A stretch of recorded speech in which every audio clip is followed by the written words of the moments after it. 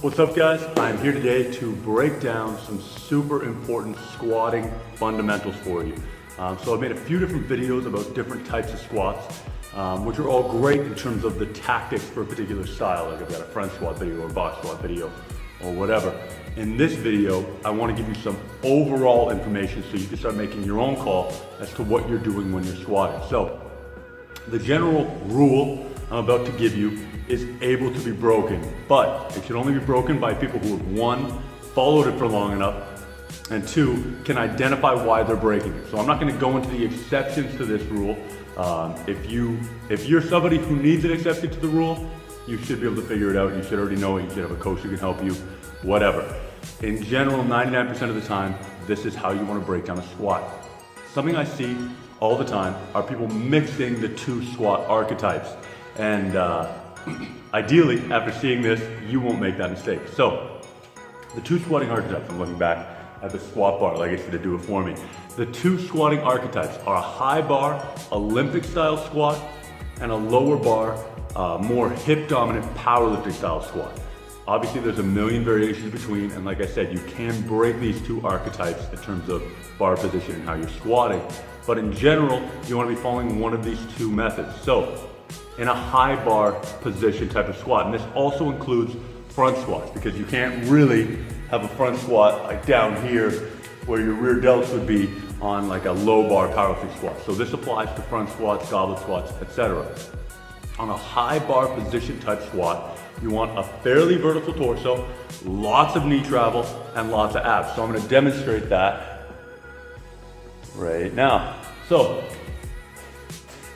when we're talking about a high bar position squat, again, this can be front or back, and I'll show you both right now because it'll look pretty similar. When I take the bar out, it's going to be high up on my traps, and what I'm going to do here is move my hips back just a little bit. On this style of squat, your feet are relatively close together, and then I'm going to push my knees apart, keep my abs flexed, and sit straight down. So my torso stays pretty vertical. I've got a lot of knee travel forward, my head's up, my abs are tight, and then from there, back up. Now, if I was doing a front squat, you're going to notice almost the exact same position in the bottom on both of these styles of squats. On both versions of that style of squat. You come back up here.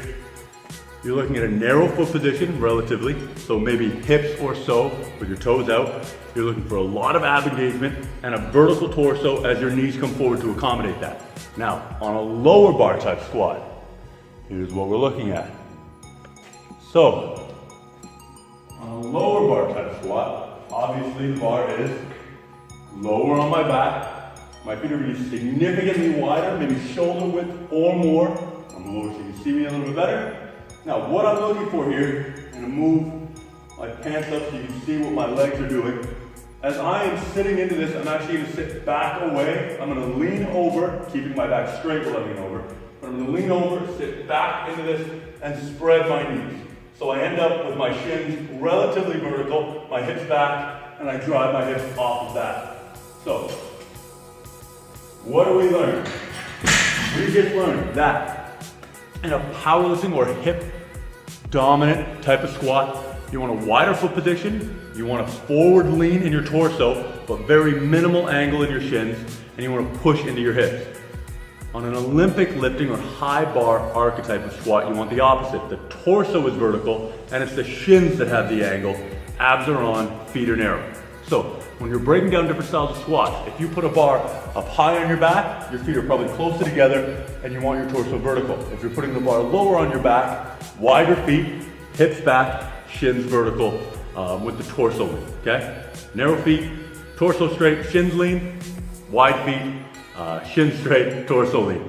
I hope that helps some of you guys in terms of developing your squat style. Play with both of these, but understand that there's other things that come with it. When you play with bar position, there's other things you want to consider. Happy squatting.